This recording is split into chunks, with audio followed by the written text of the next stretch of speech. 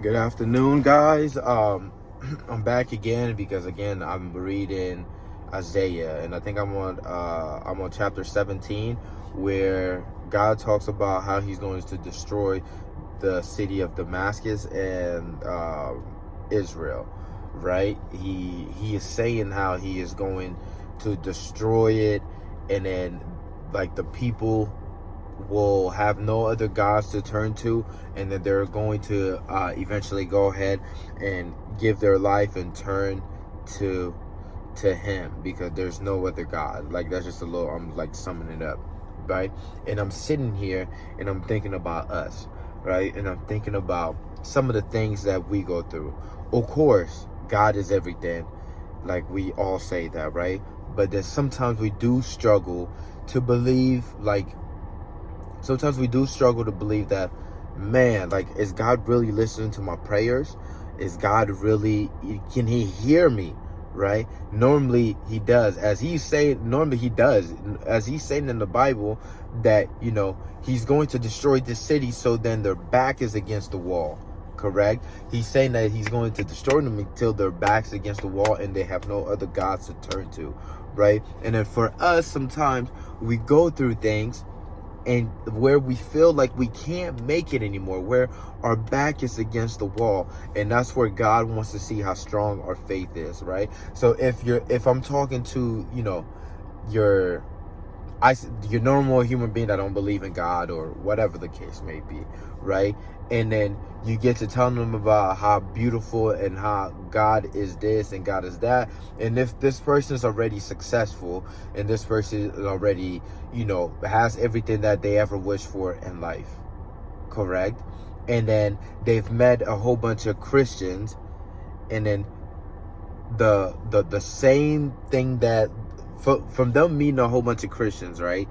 Most likely, not every Christian, most Christians always tend to struggle, right? And then sometimes that's the perception that people have, okay? And then now you're about to tell this guy or this woman that, hey, God is everything. Give your life to God, and this, that, and the third.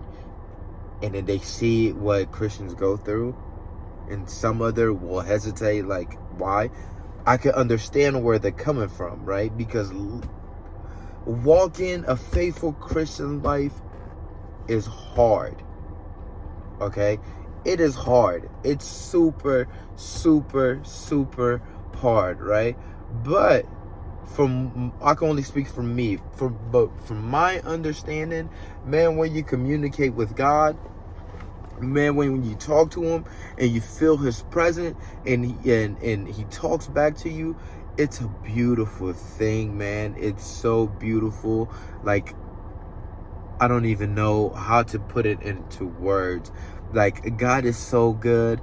God is amazing. And even though we struggle, even though everything goes, like, He'll put our back against the wall, man, let me just give somebody out there. Let me tell somebody out there, man, just keep on holding on, man, because you're almost there, man. God just wants to know if He could trust you. God wants to know if He's able to walk with you, right? And my whole thing for me is, I want to have that good reputation in heaven, to where, Jeremy is he'll do anything for God, even when times get hard, even when things are not looking up for him, even when things aren't adding up, but he will never leave God. And that's the reputation that I want. And I know it. He is beautiful. He does amazing things.